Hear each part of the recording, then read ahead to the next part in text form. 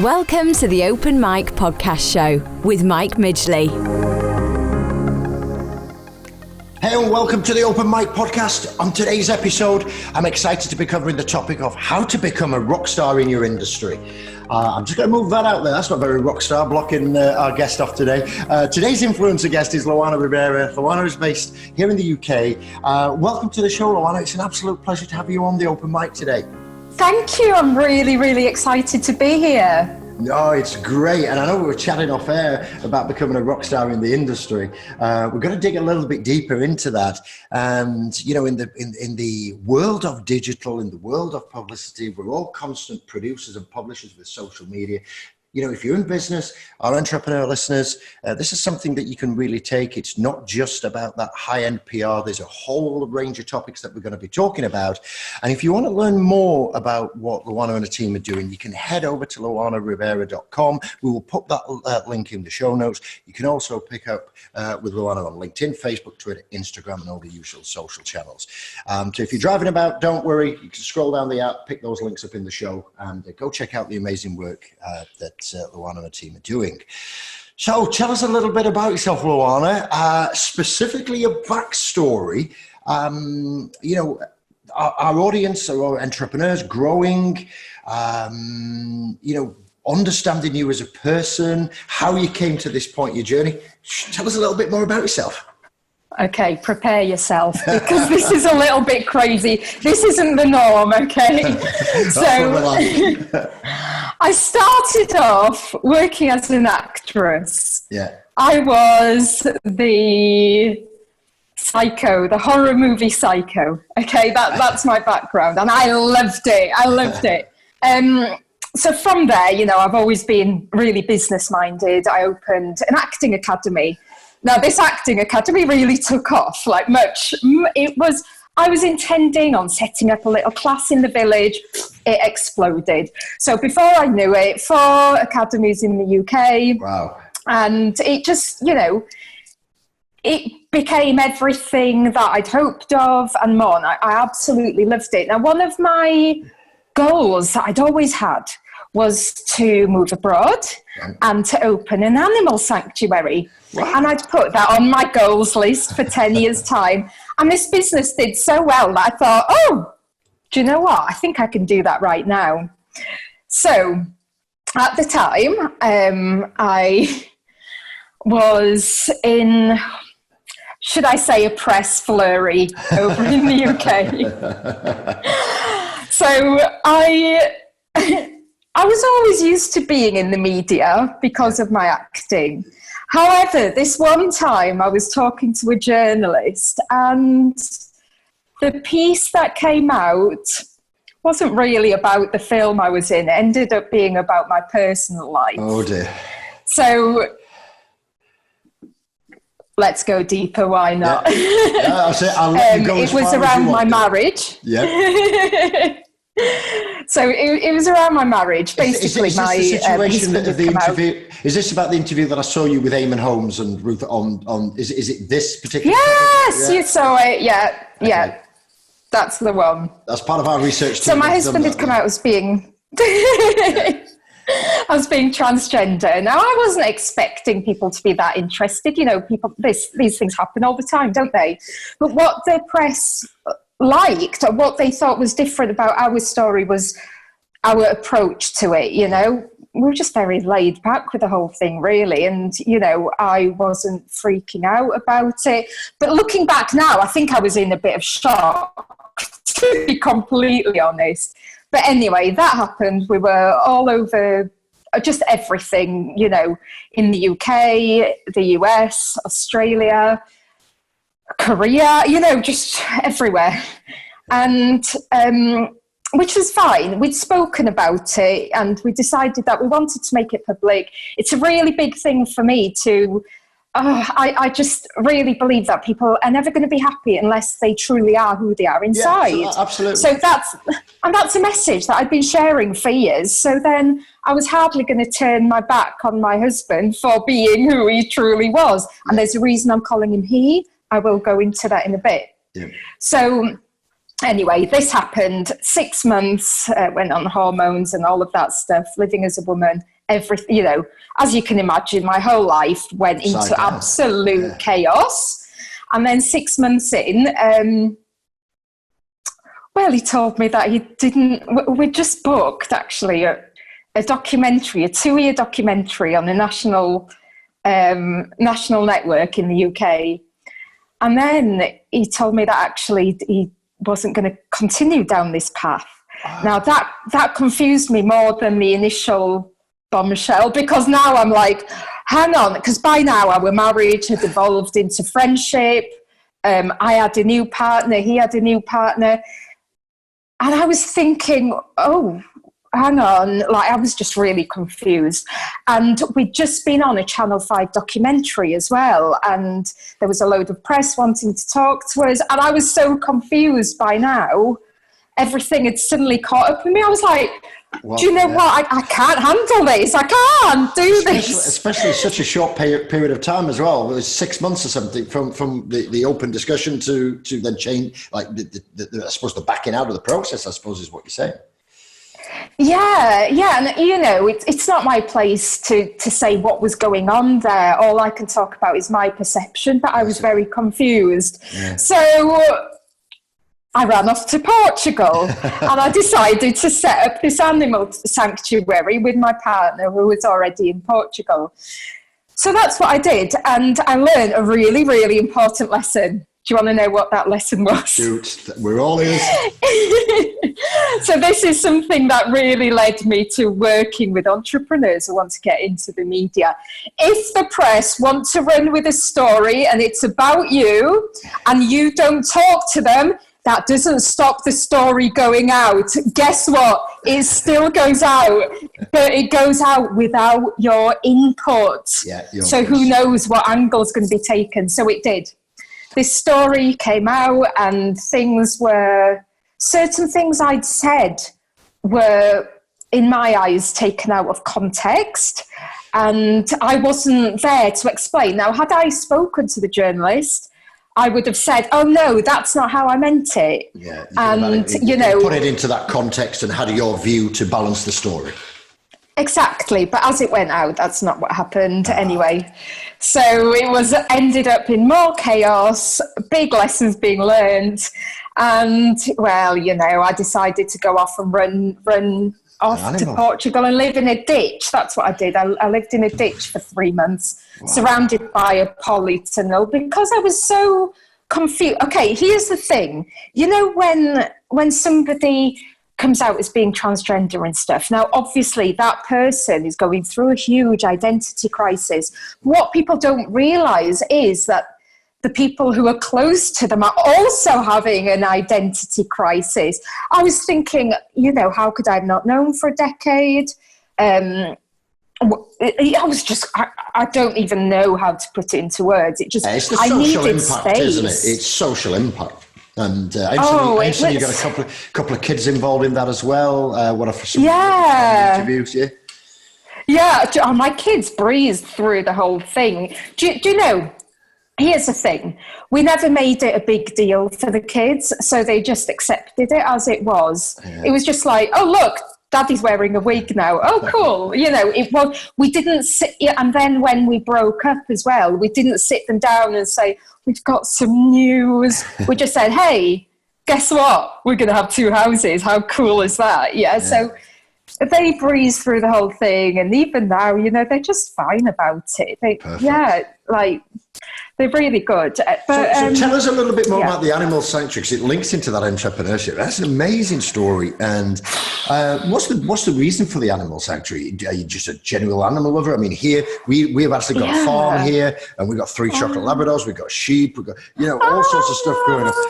But what is that something from when you were growing up? Tell us a little bit more about your love for animals.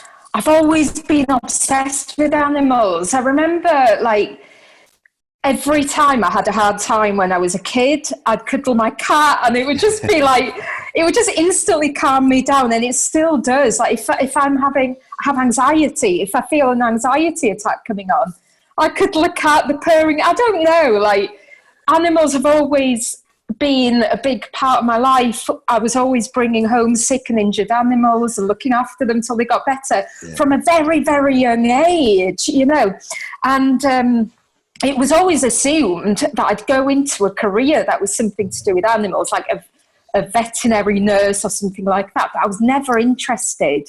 I was never interested. I wanted something very specific. I wanted an animal sanctuary, which did not rely on donations. That was really important to me. I wanted it to be fully funded through my business. So obviously the first step was to get a business that could sustain a sanctuary as well as his own costs and my living costs as well.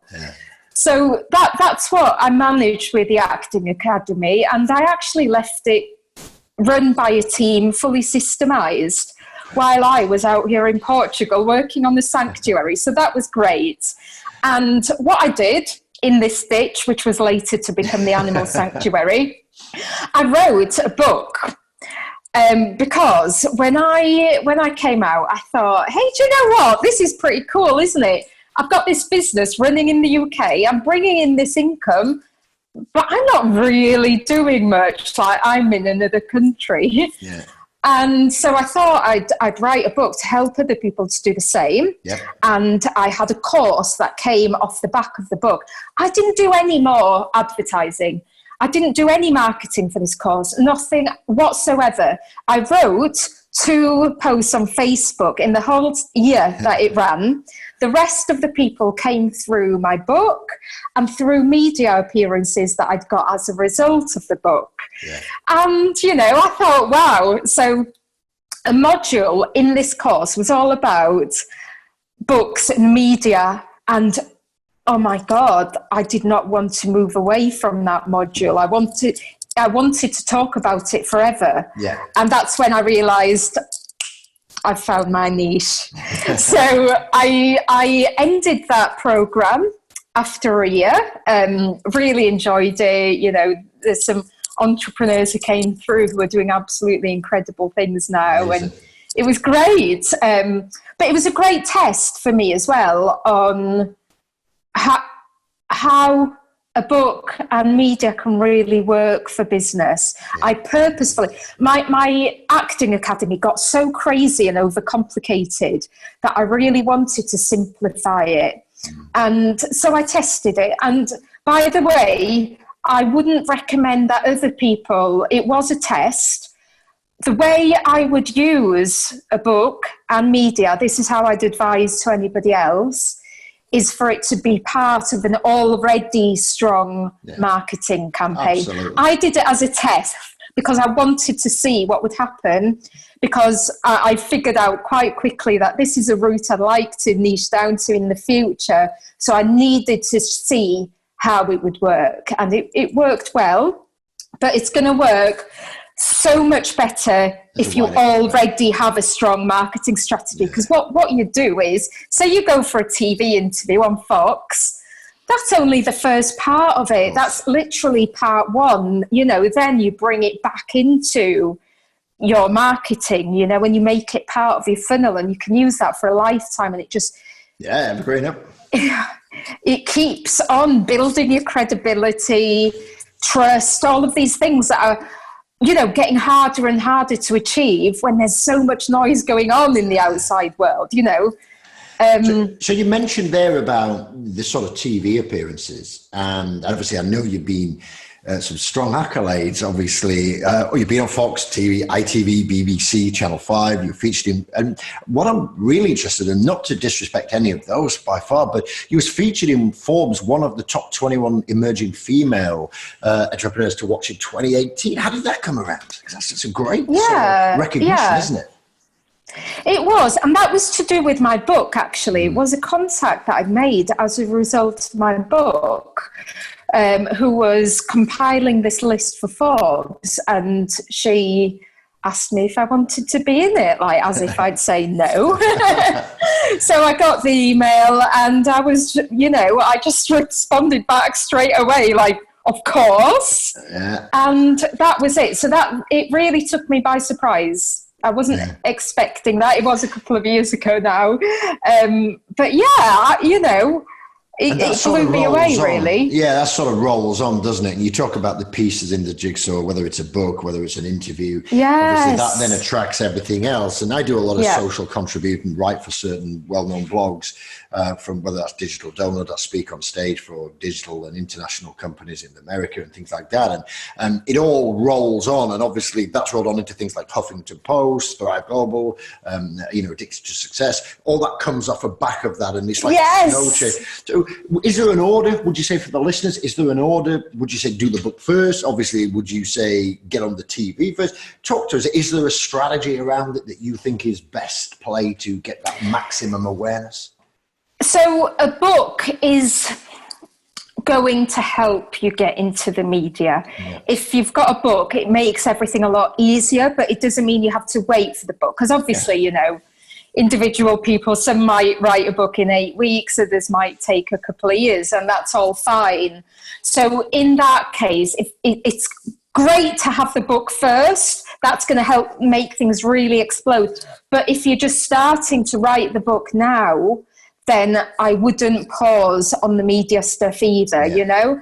You can still use the book to help, even if you're still writing it, even if it's not out there yet, you can still be talking about it and all of that stuff, you know, and letting people know that it's coming and what's going to, you know, what it's going to help them with and all of that stuff. So ideally, the book would come first, but okay, here's the thing with people getting into the media. They'll use any reason or story, shall we say, to procrastinate. Why? Because it's a big, scary step. It's absolutely huge.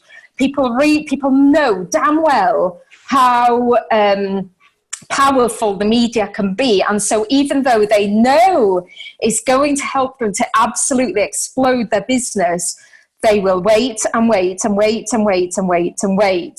So what I don't want is for somebody to be listening to this going, oh yes, okay, I'll write the book first. And then they might take 2-3 years to write the book. No, just get out there. Yeah, so start getting into the media straight away. If you have an established business, if you already have a strong marketing strategy, PR isn't the marketing strategy, it's part of an existing strategy. I'm sure I had 3. I don't remember what the third one was. It might come back to me, it might not. But definitely those 2 points. So that's great. And tell us a little bit more. You've got an upcoming book coming out, which is called Game of Phones. Game of Phones. Yeah, Game of Phones, as in mobile phone listeners. My dodgy accent there, but build an empire from your mobile. Tell us a little bit more about that. Obviously, I think it's self-explanatory, but I'd like to know the thoughts behind it and what the listeners would get out of reading that, and when is that due out in the marketplace? I'm really excited about this because it's just so much fun. You know, it's a business book with really useful tips and advice for anyone starting a business, but it's just got a take on it that just makes it so much fun. So it links with the Game of Thrones series in how to build a business. You know, the lessons that we learn, how to command an online empire, and all of this you can do from your phone. So I'm really excited about that. Amazing. I don't have a release date yet. I'm going to be really transparent with why.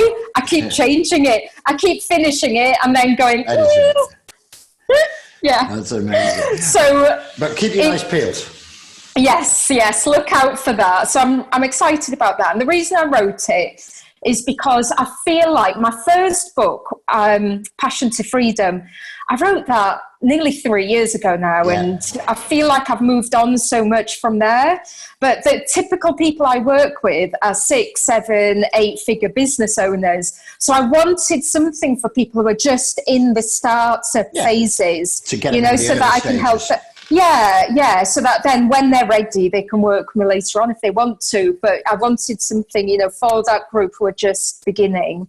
Yeah, that's great. So, You said it yes. And before we move on into the section a little bit more, I have to ask, and I've left it purposely to the end. Tell us a little bit more about your acting career, how you got into that. Was that by, because you thought you loved animals, and then would you do that, and then you ended up being an actress? Tell us some of the publications and how you fell into that sort of role. Yeah. Profession. Oh, right.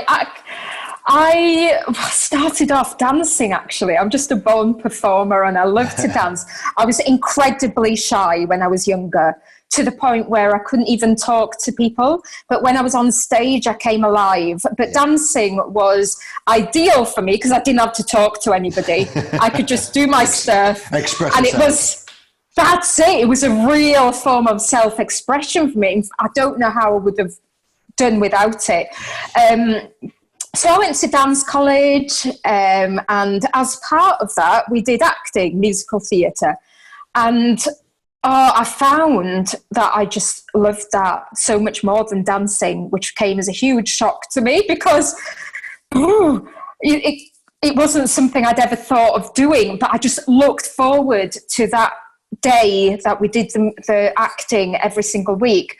But then I left college, did a bit of dancing, ended up, I got trapped into a downward spiral that I put myself in. And I ended up basically partying for a decade. So all of that decade, I don't really know what happened. It was me in full escapism. And I was in full fear mode. Right. I was in victim mentality. I was in full fear mode. And I was doing everything I can to block out doing anything that was slightly scary, blocking out my purpose, blocking out what I was called to do. And at 26, I got pregnant. And of course, I was forced then to stop partying, which was a great thing. And now that I wasn't escaping anymore, this voice saying, you need to be an actress, kept getting louder and louder until I couldn't ignore it anymore. And so that's what I did. I went into acting. Whenever I decide to do something, I go all in. Yeah. Within a few months. Oh, let me tell you this, though, because some listening might resonate with this. When I first started going for acting classes again, now this is a decade after I'd left college, my acting coach said these exact words to me: "You're not going to make it as an actress. You just don't have what it takes." Now I'm there, 8 months pregnant, fully emotional. I break down in tears. You don't say something like that to a pregnant woman. Any of them will tell you. So I'm there in tears asking, what can I do to get it? What is this mystical it? What do I need to do? And she said, there's nothing you can do. You just don't have it. You either have it or you don't. Really? You don't have it. That's it. So I went to somebody else, didn't I? And within 3 months, I'd got my first paid acting role. And from there, things just started spiraling. If somebody tells me I can't do something, it just gives me more motivation to do it. I think there's a lot of entrepreneurs out there who go and achieve extraordinary things, in the face of adversity, really. Yeah. And it's not uncommon that it doesn't matter whether it's acting, it's pursuing a specific career line or opening a new sector or something. So it's good to see that. And, and it's something that you wouldn't associate. You see all the documentaries about poorly paid actors, hardly making ends meet, fighting to do what they love and constantly getting pushed back. And like you say, you look at some of the great Hollywood greats, they've all been through that. So they don't just fall into the big roles. It's a really tough industry. It is, and as I say, I don't have a lot of experience in that. I've interviewed a lot of people, but obviously I've come across in business people who have either failed and come out and done other careers and just said, I've done as best I can, I just can't make it happen. And then I've seen people who's gone on to be successful and eventually have acting careers or speaking careers or businesses that come out of that, and just how the, and I think from the entrepreneurial audience, the diversification in having all those talents, it's okay pursuing one dream and having that total dedication in there, and that's good. But, you should also be thinking about, how you can diversify and make that. And, if you're looking at what Luana's done here, you've got acting careers, you've obviously got different businesses online. And, it's not just putting all your chips on one color at the casino. You've got to spread a little bit about that. But, if it's something that you want to do and you go for it, then, all in, and best of luck to you for sure. Definitely. So what would you say the highlight was in your acting career, Luana? What would you say was the best sort of role that you played, the most enjoyable? What was, where you turned around to that producer or that casting agent and said, when you said I couldn't do it, I've achieved this. What would you say? What was that moment where you think, I could tell them I didn't listen to them and I made it? What's your highlight of it? Oh, do you know what? Probably the Acting Academy. Yeah. Because once I started doing that, what I found was that when I was getting roles for other actors, I was jumping up and down. And when my own roles came, I was like, oh, that's pretty cool. And I find the same thing now, like when I get media bookings. So anyway, I would think it was with my Acting Academy, because for 9 months, it looked like nothing was happening. And I had so many others in the industry just trying to tear me down, spreading rumours, starting hate campaigns. Everybody, it seemed like, was just pulling me down and doing everything they could. And then it looked like nothing was happening for a full 9 months. It was running at a loss, but I was too stubborn to quit because of these people. And then, so thank you if any of you are listening. And after 9 months, in the space of 3 weeks, I went from just trying to think of the exact figures. It was running at a loss of £2,000 a month. Oh, wow. And within the space of 3 months, it went to a positive 10K plus a month. And from there, it was... from there, that was consistent. That was a recurring income. So I'm sure the entrepreneurs listening, listening out there is pivotal points in business that happen. And sometimes it's a trigger, sometimes it's something. What was that made that shift in that period? Oh, good question. Yeah, so what tripped it from a loss to a profit? Because, our audience, our entrepreneurs, they may be sat in that situation now where they're thinking, do I continue? Do I go on? Is there something that I could do? We're not talking necessarily silver bullets here, guys, but what we are talking about is, recognizing when something happens. If that is something that can be manufactured or coached or trained, then it's replicatable and scalable. So I'd just be keen to understand, in your assessment of that, Luana, what was it that actually, tripped to turn the business around? Okay, so I was running acting classes, and there's a few things that I did that caused this shift, this explosion. And the first thing I did was I moved the location of the classes from the outside of the city centre to within the city centre to make it really easy for people to get to. And then I did something that I just remember my team going, "Are you crazy?" Because we only had, I think it was about 4 people in the class or something, it was a major loss. And then we had a team meeting one day and I said, guess what we're going to do? We're going to start not letting people join the class. Right. We're going to put in a strict audition process and we're going to only let in 25% of the people who apply. Interesting. And we put in a 3-step audition process.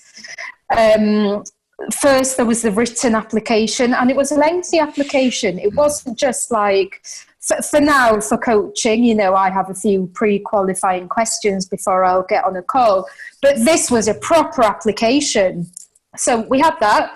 If they passed that stage, they'd get called in for an audition and they'd be in front of a panel and they would they'd be absolutely put through their paces. We didn't care how much experience they had. We didn't care if they'd done any training before. What we wanted to know was that they had the right attitude and that they were willing to learn and take action. That's all we cared about. Yeah. And that they were a decent person. That's important to me. And then the third was a phone interview. Yeah. And we put that into place. Everyone thought I was absolutely crazy. You know, the response I was getting was, we're struggling. Why would you be pushing people away? And I said, look, we're doing this. We're going to see what happens. Where, you know, that I wasn't able to sustain it for much longer without something drastic. So that's what we did. It worked. Yeah. I'm not saying that would work for every industry. I wouldn't do that now for coaching. I wouldn't do that now for I do book coaching and I've done a few service for media. I wouldn't do it for either of those. So it's relative to the industry, but... It's relative to the industry, yeah. And what we were saying is, you know, put the location somewhere that's going to be more easy and accessible, be a little bit more strict. And I think what Luana's getting to here, guys, is that if you're a specialist in a specific industry, you know, and think about it, if you're having surgery, you're booked in for surgery, you don't want just a general practitioner to do that. You want a specific specialist in that area. Mm-hmm. And people usually are attracted to success, is what I find in my 25, 26 years running businesses. And people want to be associated with successful people. And if you have to fill in long forms, go through hurdles, and I know in the modern world, people saying, hey, make it easy for people to do business with you. That's absolutely fine in the masses. But ultimately, what we're trying to get to here is if we've got a specific service that's aiming to achieve a specific result, you only want the people. And, you know, in my private coaching business, I only work with half a dozen people a year. I won't work with many more than that, sometimes as low as 4, maybe 5 or 6. And, you know, it's an equal decision. It's got to be right for me as it's got to be right for them. And, you know, they're on trial to see, are they coachable? Are they going to be, you know, are they going to respond? Are they going to take action? Are they going to, you know, make the difficult decisions? Because if they're not, then I class them as uncoachable. And, you know, you can shoot me a message using the hashtag #TheOpenMic if you want to dispute that with me. But there is a lot of uncoachable people who believe that they're ambitious, but they're just not. And I've got a responsibility not to take the money off them because I wouldn't enjoy it. I don't want to take the money. And they're probably best suited in some type of franchise handbook like Action Coach or something like that, or whatever it would be. No disrespect to that model. That's got its purpose. It's different to what I deliver. And I think that's what we're getting at here. Be specific. If you're wanting to do something, if something's not working, what I loved about what Luana has said there is she had to do something drastic. Now, I don't know how much planning went into that, whether it was just reactive and hope for the best or it just worked. I don't know. But ultimately, be specific about what you serve and what the results are. And, you know, what I found is that the more you step away from real opportunities, the more people want to work with you. And that's maybe, I would imagine that's a similar type of case that you experienced there, Luana. Would that be an accurate reflection? Yeah, it is. And of course, it's knowing exactly who the audience is as well. So I thought about it, you know, and I was thinking, right, well, who are these people that I want to attract into the business? They love a challenge. Yeah. They want to know, you know, the acting industry is so tough that they need to come through this process to qualify if they've got skin in the game, you know. So, and they loved that challenge. And what was happening was that I was having 40, 50 people coming on a day to audition. And then they were posting all over Facebook, either, oh no, I didn't get in, or yes, I've done it, I've got in. And they were posting their acceptance email for everyone to see. And so it was this, it felt like a big achievement to them, even to get through the door. So then when they were coming and they were a part of it, most of them were giving their all to it because they knew that, well, they knew how hard it had been to get in. Yeah, absolutely. And sometimes people came back 4, 5, 6 times, and they were my favourite people because, you know, you need consistency. Yeah, exactly. They didn't take no. I was always very nice. You know, if somebody didn't get in, I didn't say, oh, you're rubbish, or the old, you don't have it. I gave them feedback. I said, this was good. This needs work on. come back in a month. Yeah, absolutely. The thing what you're talking about there is where the customers or the people who auditioned, they're actually talking about the business and the praising or they've got that disappointment if they didn't get in. You know, that's where it's that fandom where your clients are promoting for you. I did a podcast recently with a guy called David Meerman Scott. Now, David's a true gentleman. He's a sheer powerhouse out of the States. And you're going to check out his book. It's called Fanocracy. I'll put a link in there for you as well. And that's all about fandom, where, you talk about, and David talks about, it's on a different industry and a different scale to what we're talking about here with Luana. But ultimately, he talks about how NASA, as an organization, they're a government organization ultimately, but yet they've got 50 million followers on social media, and people sign up for merchandise and NASA t-shirts and that. You know, I don't ever see anybody ever getting an HMRC or IRS or IRX tax. I love the IRS tax, t-shirt. But he talks about how fans and how they go, and that's exactly what you're describing there. You know, maybe in a different area. Yeah. Ultimately, they wanted to be part of that acting academy. They wanted to get in because they saw it as a stepping stone to go to achieve maybe what their ultimate goal was. Maybe, it wasn't you weren't their ultimate goal. You were the stepping stone to project them into what they could eventually get to. And it's great when you can do that. And we call it UGC, user generated content. So if you can put user generated content into your strategy, where ultimately you can engage with your audience and get them to promote your business, whether that's not in a negative light, but in Luana's example, they were disappointed because they maybe didn't get the cut, or they did make the cut and that jubilation came in. So that's why it's important to get your hashtags right, get your imagery right, get the information right, and if your audience are promoting for you, it's a bigger reach and it's a cheaper reach as well. So yes, that's interesting. Do you know what? I did get a lot of stick as well, as you can imagine. I had to develop a really, really thick skin. Yeah. There's one insult that stands out, and I just thought about it just then because you were talking about building this community. So I called my community my tribe. They were my tribe. I talked about my tribe constantly. It was very, it was like a family. It really was. And I got an insult. It was meant to be an insult. I was accused of running a cult for elitist bums, and I wanted to get t-shirts made. I loved that one, but it just showed that people on the outside looking in, it was coming across as being exclusive, because it absolutely was. But I do want to make it clear as well, something like that, you've got to know your audience. Like I said, I wouldn't do it now for my business, because now I work with 6, 7, 8-figure business owners.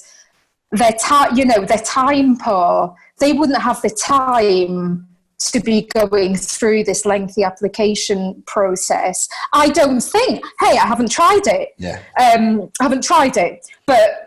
Yeah, so I just want to make that clear as well. It's all about knowing your audience. It's like anything, guys. Here at the Open Mic, we're a public service. We're here to, bring you people from around the world, experts in the fields. Some have different views. It's ultimately your responsibility to assess what the knowledge that we give and share with you, apply it, and if it gets a result, that's great. But always think about it, plan it, speak with your team, get involved with your advisors, and then ultimately move forward. So let's talk a little bit more, Luana. Thanks for sharing your backstory. It is certainly different, to what many entrepreneurs go through, especially when you blend in the personal side and some of the, stories around that, and the thing. And I suppose there's a lot of talk about mental health at the moment, isn't there? And rightly so. We've interviewed a couple of mental health sort of campaigners on the show, George Hodgson from Mason to Shoot and people like that. And this is totally off script, so I apologize. It's not part of the show. But I'm really interested in just tapping into your knowledge. Being part of publicity, being part of becoming a rock star in your industry, being part of getting the media, being part of that. You see these shows, the time of this recording is Q1 2020, and we've recently lost people like Carolina Hearn to suicide. We've lost these sort of reality TV shows such as Love Island and various others, not singling those out, but just referencing them, where there's been suicide, a lot of mental health thing. It's obviously something that people are mindful of, and it's becoming more public now. How do you counter that in your business? Because ultimately your business is, I suppose, at the other side of that, which is, the publicity thing. But there can be a downside if people aren't educated, maybe not educated, but looked after or aware of what they're doing. Yes.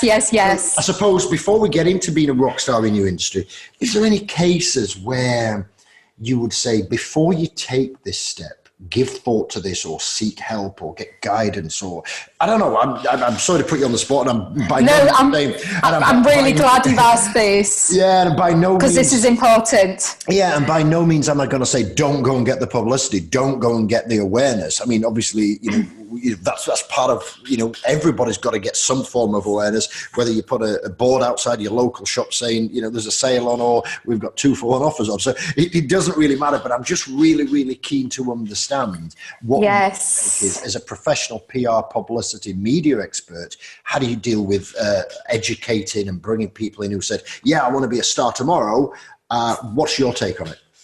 Great question. So, being in the media, do you know what? A lot of people have fears around what could happen, and mainly it comes down to judgment and criticism, trolling, online bullying, hate campaigns being launched against them. All of this has happened to me, and this is what led me to doing what I do, because I'd heard of people, going with big PR agencies or whatever, and not being supported through the process. So something that I'm really, I guess it's what sets us apart, really, because we only have maximum of 10 people at a time, and we offer so much support in the background. Now that support is to do with dealing with anything, the transformation process, the brain monkeys, the anxiety, all the fears that come up around being seen, but also how to handle when things go wrong. If somebody says to you, don't worry, it won't go wrong, how do they know? It might do. So my view on this is, what are your worst fears? Lay them out. Let's get them out there. I'm not one of these people that'll say, oh no, only focus on the positive. That's just escaping in my eyes. Yeah, no. Absolutely. What is your fear? So if you're thinking about going into the media and you're scared of, how it might affect your mental health, whether you get trolled, bullied or whatever, ask yourself, what is your main fear? Really go there, dig deep into it. What's the worst that can happen? Yeah. Once you've got that down, plan what you'll do if it happens. Yeah. Most of the time, it's never going to happen. But then you've given a signal to your brain, okay, this is the absolute worst that can happen. If that happens, this is how I'm going to play it. And then the crucial question, is it worth taking the chance? Yeah. Then turn your brain to the other way. What's the best that can happen? Am I prepared to take that chance? And most people would say yes, because they know what can happen as a result.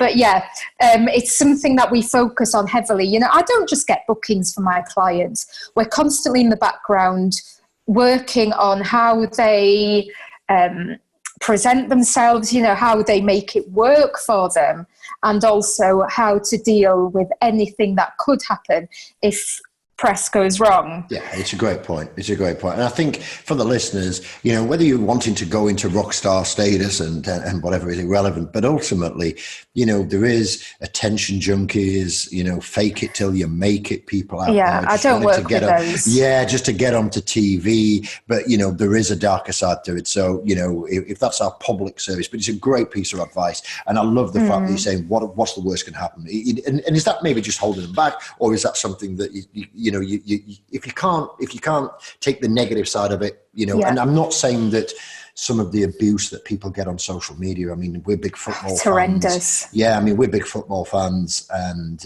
when we there's a lot of there's banter at football grounds and things like that.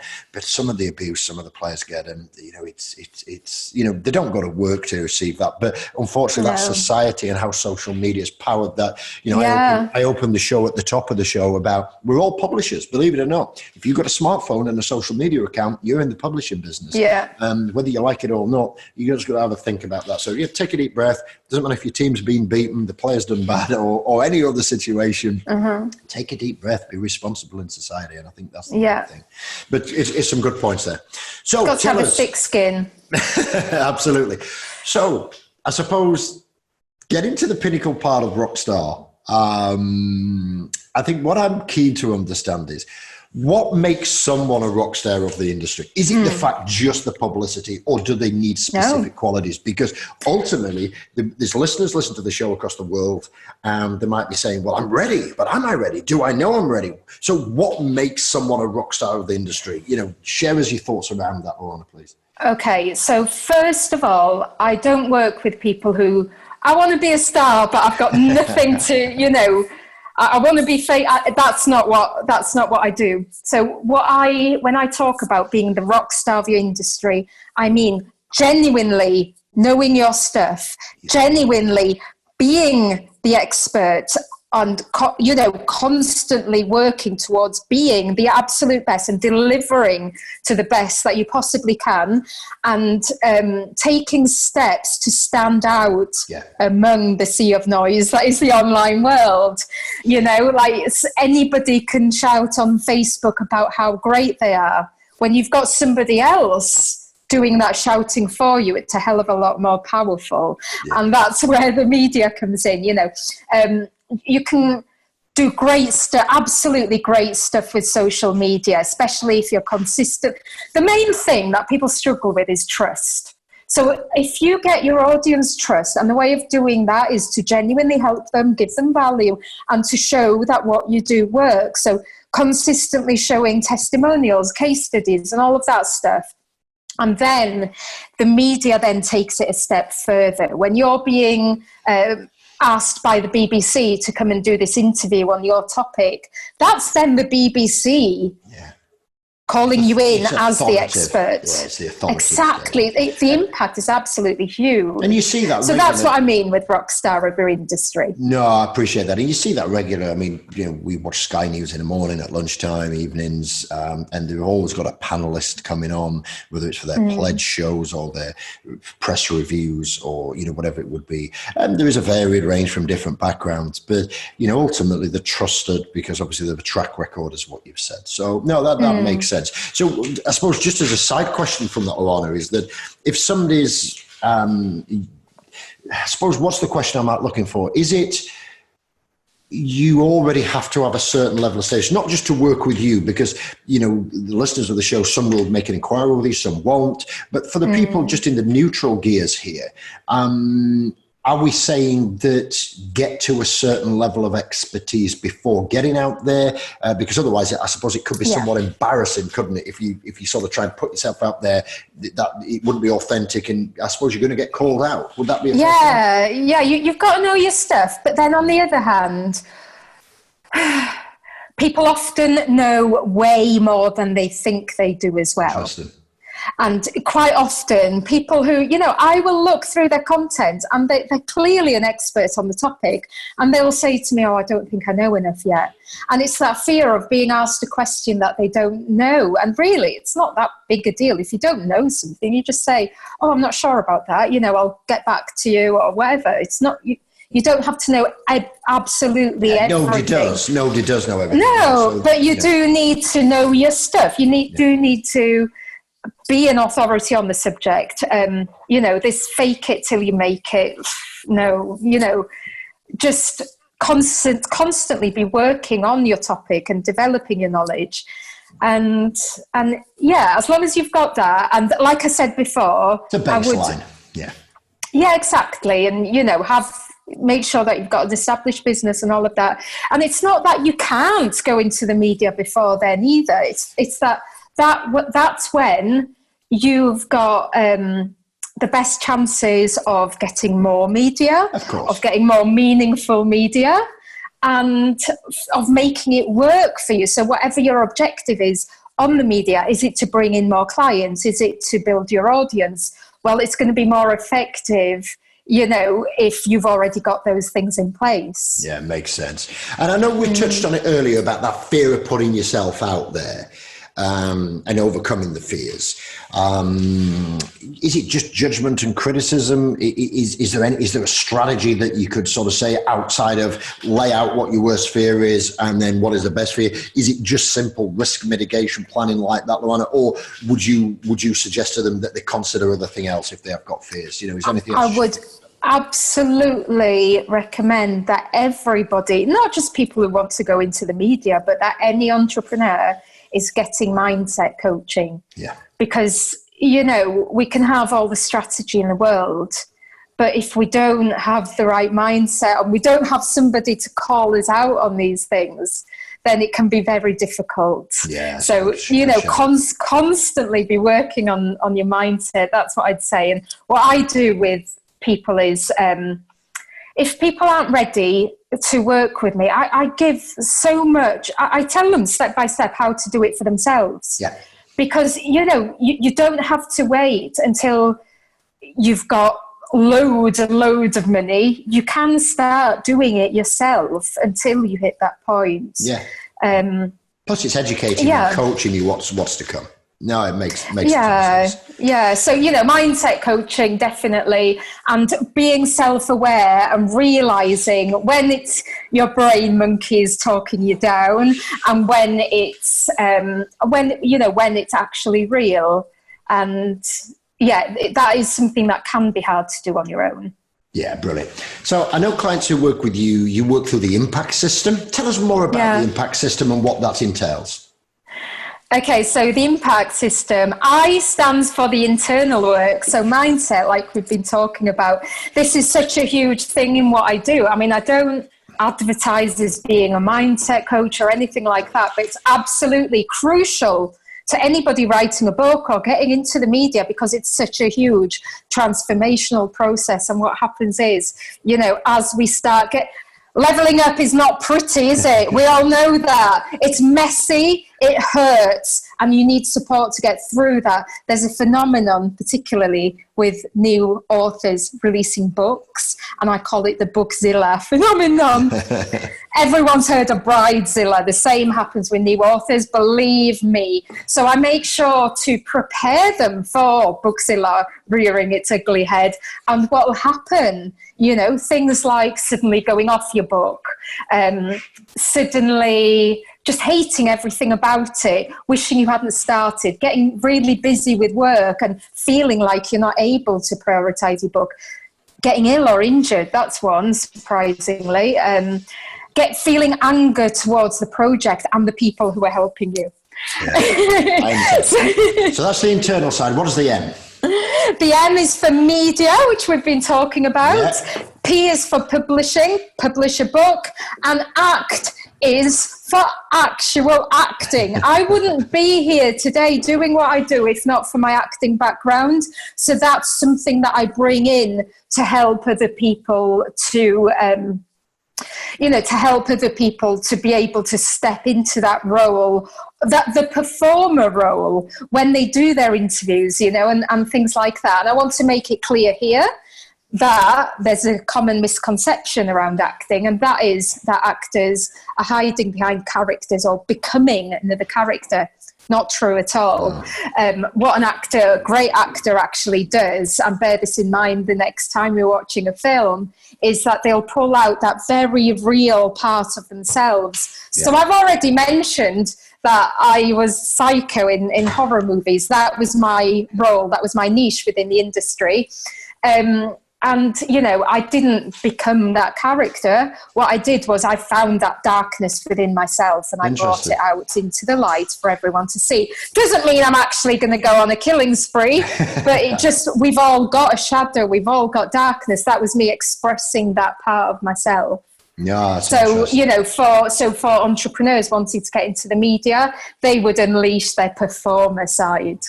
Yeah, it's interesting. And I study a lot of sort of areas all areas of business in what I do. And what I love about, it's relative, but sort of totally separate. So we're slightly off script here, guys, but when the way Disney interview people for their theme parks, I'm not talking about Disney movies or any of the associated brands, they bought Marvel and Lucasfilms and things like that. I'm not talking about that. I'm talking about how they interview people for their theme park. So they don't actually have interviews. They have casting auditions. Yes. Because what they're actually saying at Disney, when you study these, there's tons of great books out there about, Disney, from ex-Disney C-suite people. And there's a great book out there. And one of them, it talks about how they attract talent in, to what ultimately could be low dollar paid jobs, or at the bottom end of that, scale. They don't want somebody to come and work at Disney. They want somebody to come and play a part. And whether that's serving a hot dog, to, making sure the ride is safe, to the Cinderella walking down Main Street, on the parade, the way to smile, and they're acting. And, so I just want you to think about that. And I want you to do an assessment in your team. And we're not talking about fakers or pretending to be something that you're not here, guys. What I'm talking about is, in business, to a degree, I show up and do the open mic. Now, this is a podcast. Okay, it's videoed, as you know. You can check out to, the open mic. Just search that in. You'll find it online. But, we show up and we put in a performance on, but that's not just showing up and doing it. As you say, our team do a lot of research. I do a lot of research on the guests so I can have meaningful conversations. So, hopefully the listener base grows, you get value out of it. Some guests you like, some guests you won't, some topics will be relevant, some topics won't. But ultimately, this is also a performance. We're in the media. We're out globally on Apple, Spotify, Google Play, all the other tunes that are on Blog, World Wide Web. We've got to show up and we've got to do it. But it's linking back into what Luana was saying about know your stuff, so be research, but also, go out there and perform and be your best person. Doesn't mean you've got to be dishonest, doesn't mean you've got to tell any lies. No. It just means you've got to go out there and perform. And you're just pulling that side of yourself out, it's already in there. And you're not going to be the same. Okay, so 2 hours ago, I was in my giraffe onesie in bed working on my book. Now, if I was coming across in the same way now, and I was still here in my onesie, and I was like, we're different depending on what we're doing and who we're with. And, to go into the media, you need your performer side. Yeah, absolutely. And, I think that's a great part that you need to do. And my project, I love the open mic podcast. It's the best thing that I do. I'm fortunate enough to be able to sort of pick and choose what I do these days more than sort of have to go and do a 9 to 5, although if that's for you, that's great. It's not for me. But this best part of my week, it's classed as a public service. I get to share and I get to learn off great people and great guests as well. So I continue my education with it. But I'm not a natural performer. I do public speaking. I do training in front of audiences. But, none of that, even public speaking, it's not even close to what I enjoy doing on the Open Mic podcast. These sort of sessions are very one-to-one, very intimate with the guest to get to find out deep dive stuff. Sometimes you've got to ask difficult questions and, just to get to the real reason behind either the question or the point, because that's what the audience is asking for. They're expecting me to do that. So that's another way of being a performer. And starting a podcast is one of the best things we've done. We're actually launching another podcast called the Inbound Podcast for our digital agency. So we're really, really, really enjoying the podcasting world. So give it a think, have some check. You can, have some, do yourself a reality check, I suppose, is what I'm saying. Is it right for you? And I know you've got a point about that, Luana. Is it right for everybody getting into the media? We've talked about being an expert being one thing. Is there any other points that you'd like to raise? If you're not at a certain stage, just give some thought, or maybe start to build up in a private environment before going public. Is there anything you could talk around on that sort of subject? Well, the first thing I would do is build up your social media presence. If there's somebody who's new to all of this, first of all, social media, and then, just start writing your own press releases or writing articles for publications where your audience is going to be. Those are all things that you can do yourself. Yeah, good advice. And then just, then start building from there. And it'll probably get to a point where it becomes too much for you to do on your own. And that's when you reach out to me or another PR professional. Because, to be really consistent with it and get huge results, it takes a massive amount of consistency, and that's where most people go wrong. Like, they send a press release out once and it might not get any pickups, so they'll think that nobody's interested, and that's not the case. Sometimes we tweak and send out multiple times, you know, and then I had somebody wanting publicity because she'd had breast cancer, and the sign that she had that took her to, you know, go and get self-examined was not one of the ones that are on the official list. Oh. So she wanted to share that message. It's really important. But it took a while for that particular story to go out for her. But then when it did, it reached an audience of over 2 million people. So stay consistent with it. But even if you're just starting, get your social media sorted first. Build your email list, all of that stuff. You know, really get to know who you are, who your audience is, what your main offer is going to be. Build a funnel, you know, and I'm not talking about complicated funnels. No. It could just be bringing someone into your social media, take them into your group, from there into your email list, whatever, and leading to sell, you know, whatever your funnel might be. But there's nothing to stop you from sending out press releases and writing articles right now. Yeah. And then building from there. Yeah, so it is for everybody, and it's step by step. You know, Rome wasn't built in a day is a classic statement that we hear a lot, and you have to go through the basics before you can get, you know, there's a great saying by a guy called Brad Martineau over in Phoenix, 6th Division. He says, ninjas don't start out as ninjas. And you've got to build up a steady. So as we wrap out of the show, let's just talk about writing a book, creating that impact. Dig a little bit deeper from what we've already done. What is the true value of that? And I know you've said it gives you that position, but I really want to dig down. What is the value of writing a book? Because there's so many different ones. So let's just try and summarize that in the next couple of 3 minutes with a few key things of, you know, what that main impact's going to be about writing a book. Okay, so first of all, you're reaching people who may not be ready to work with you yet, or, you know, who want help on that topic.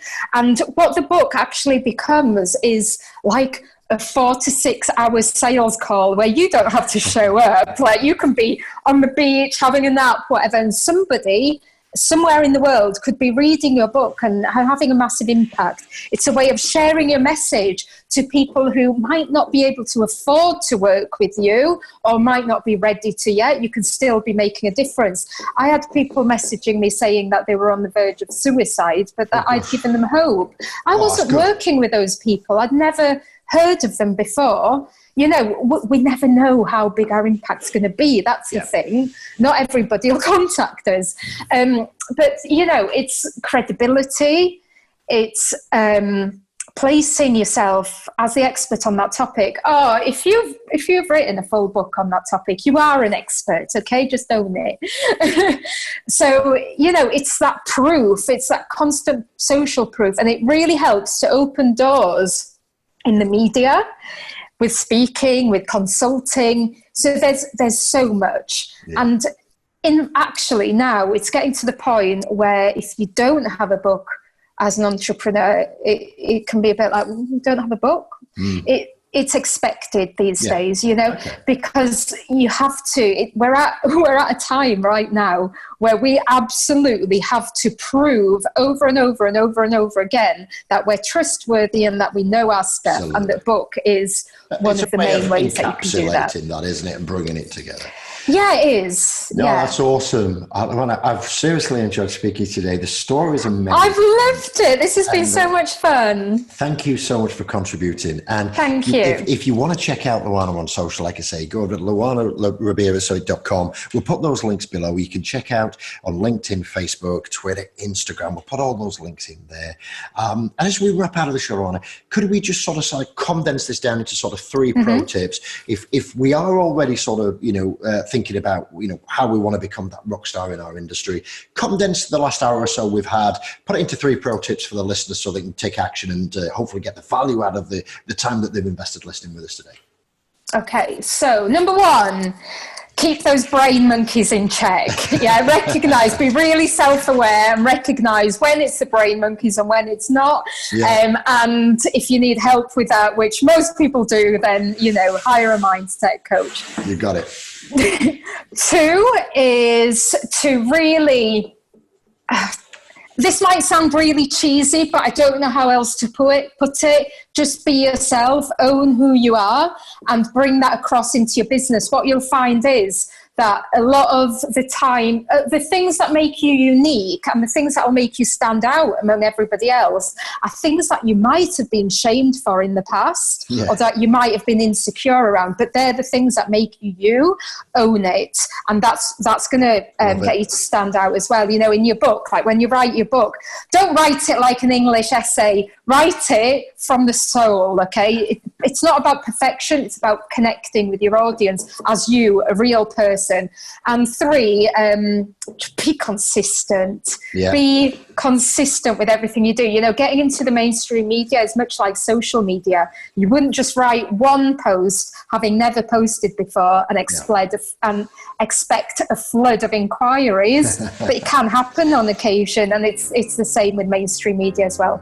It's consistency doing it again and again and again, and showing up again and again in front of new audiences and calling them into your space. No, that's brilliant. Well, thank you so much. It's been an absolute pleasure interviewing you today, and thanks for sharing the story. I hope you, as listeners as well, have had tremendous value. We appreciate you've got a lot of choice in the podcast market. We appreciate you tuning into the open mic. As always, we appreciate you following your growth engine development. So get in the game, go do the hustle, go make it happen. And we're going to catch up with you on another open mic podcast episode real soon. Objectives achieved, guys. Have a good week.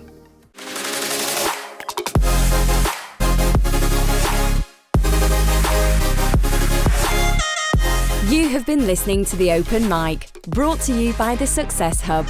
To find out more and to get the resources we have mentioned in this podcast episode, simply visit blog.thesuccesshub.io and view the podcast section. Thanks for listening, and we look forward to catching up with you in our next episode.